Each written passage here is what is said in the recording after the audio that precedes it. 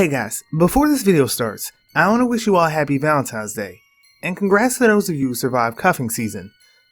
I want to thank Creepypasta Goblin for helping me with this video.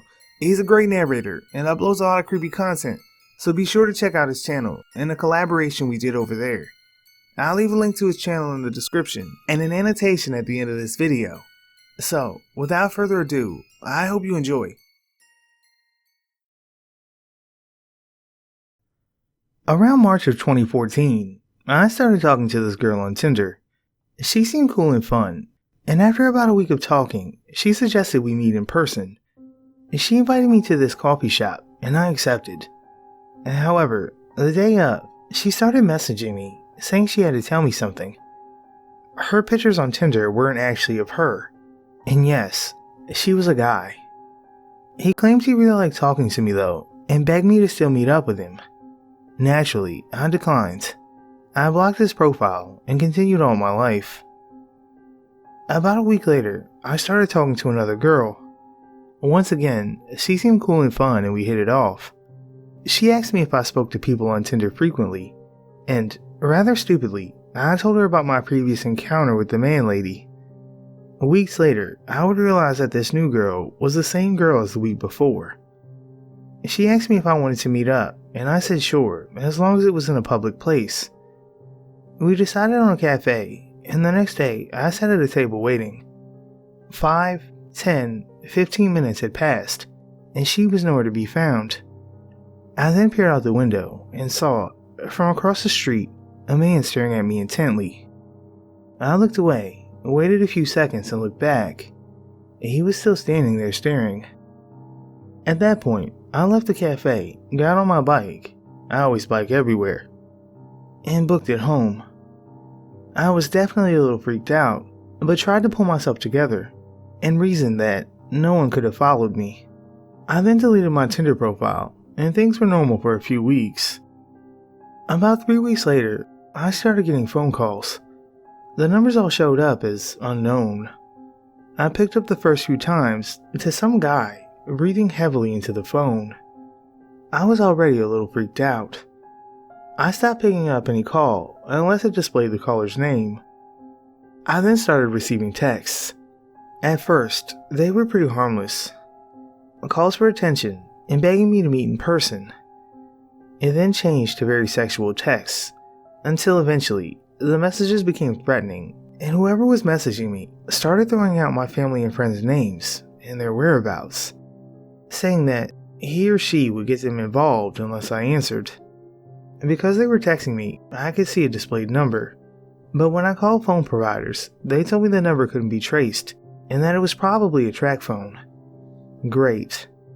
I waited about 2 weeks, not responding to the texts, thinking that I shouldn't feed the troll, but eventually it became too much.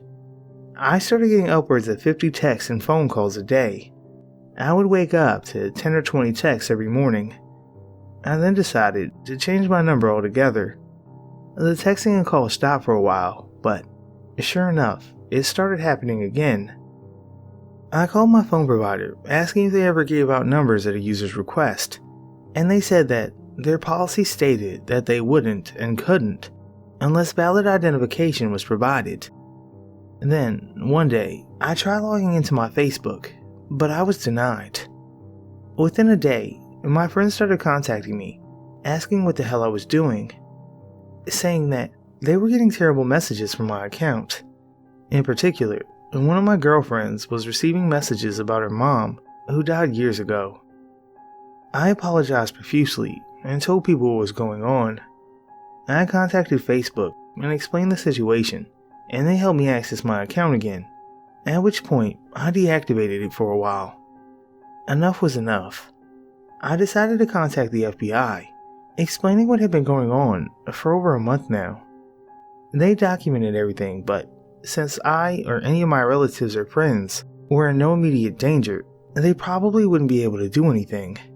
At that point, I felt stuck. I thought about hiring a private investigator or a hacker. I decided against it, however, and just hoped it would fade out if I never answered. I left my Facebook deactivated and ignored any texts or phone calls. I never had any trouble at home, but Some of my closest friends received the occasional text as well, which weirded us all out. I hated that they got dragged into it. One day, I came home and things felt very eerie. The doors unlocked, windows open, and no one was there. I did a check of the place and found nothing else weird, so I locked everything up and just waited for my roommates to get home. It's been almost 7 months now. The calls and texts have more or less stopped. I'll get an occasional text, but at most, one every 2 weeks. At the peak of it, I was receiving almost 100 texts a day. It definitely affected my social and personal life. I became much more wary of the people around me and my surroundings. I just felt like I couldn't really focus on anything until it stopped. Work was difficult, though I tried to maintain my composure as best I could. Everything was just weird. Life was weird. I've since stopped using all forms of dating apps and websites. Things are getting back to normal at this point. I just want to put it all behind me. I'm moving at the end of this year, so it'll be nice to have a fresh start in a new place. I'm not going to sit here and say all dating apps are dangerous and no one should use them, but definitely cover your bases. Ask more questions before meeting someone. FaceTime them first, Skype, anything. I was naive about it, and I regret it. Be safe, stick close to your friends, and try meeting people in more traditional ways. Weird Tinder stalker? Let's not meet.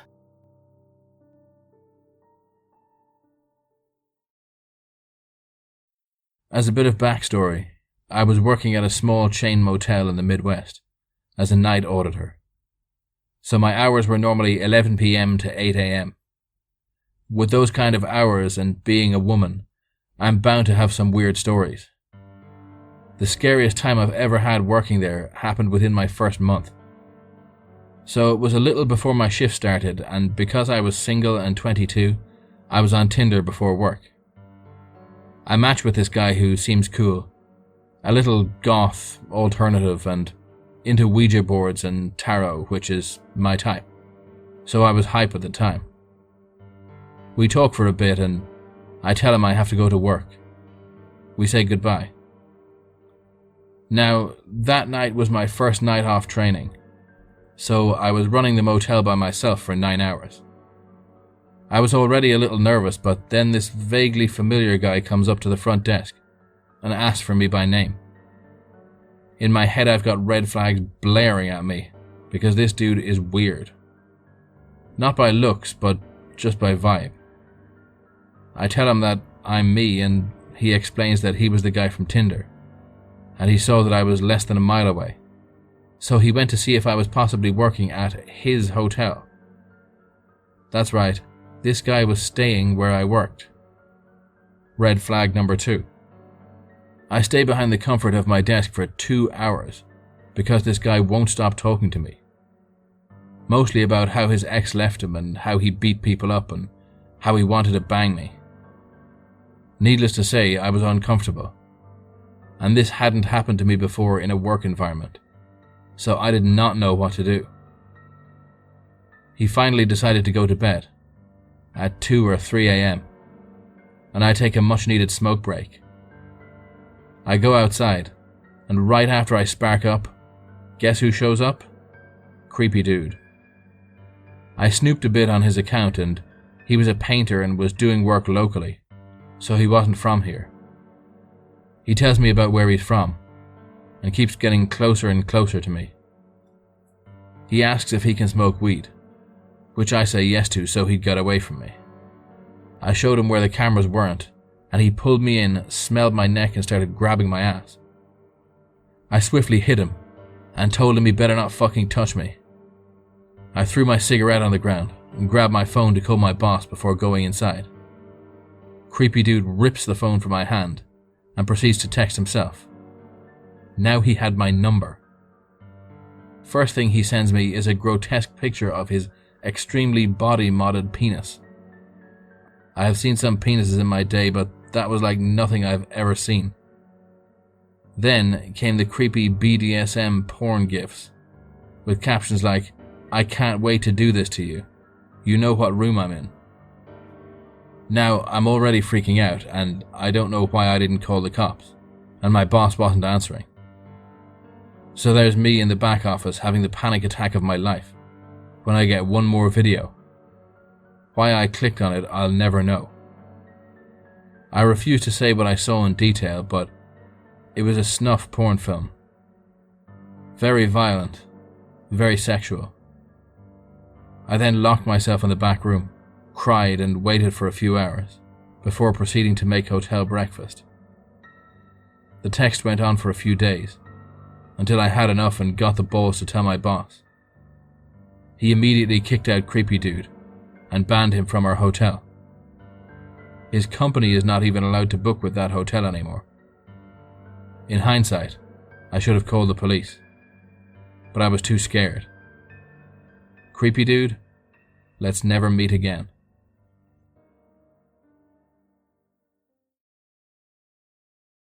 I use Tinder pretty frequently, and it's usually cool. Just meeting people, chilling, smoking with most of them. So I matched with this dude named Charlie, and he seems cool. He's really cute, and he plays music, which is really appealing to me, as I also sing and play piano. We talk for a little while, and I agree to meet him at his house. Mistake number 1. Why did I think it was a good idea to meet a stranger in their own home? I don't drive, so I take an Uber over, and it's a decent way away, so it's kinda pricey. When he buzzes me into the apartment complex, I get this really creepy vibe, but I shook it off his nerves. I go up to the 3rd floor, and he's standing at the door. Things are cool, we're just chilling. We smoked a couple of bowls and we're watching a movie. So, he makes a move on me, and I go with it. We end up on the bed, and we're obviously engaging in adult activities, when, out of nowhere, he wraps his hands around my neck. Hard. Now, that's all fine and good with me. I mean, I can dig that in the right setting. But, alone in a stranger's house, when he didn't even check to see if it was cool, is not one of those settings. So, I literally can't breathe, and I'm fairly certain I'm turning blue at this point. And he is just relentless. Not only is he asphyxiating me, he's now yelling in my face, "Are you scared?" with this wild look in his eyes. And I'm like, fuck yes, I'm scared. You're trying to kill me right now. I started to struggle, and he was gripping even harder. I'm not even kidding you guys. I seriously thought I was going to die. And by some miracle, I wriggle out of his grasp and start screaming. He's yelling at me to calm down, and I'm frantically trying to put my clothes on.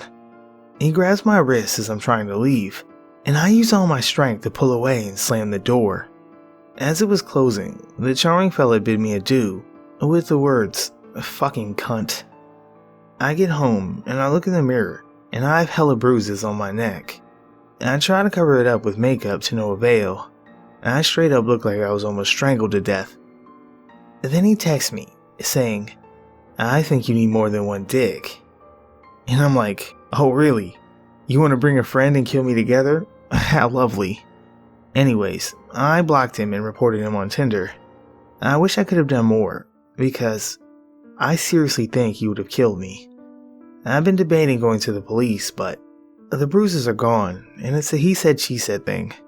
But I'm really starting to wonder if I should, because the next girl might not be so lucky. A 0 out of 10 would not attempted murder again. Crazy strangler Tinder dude, let's not meet.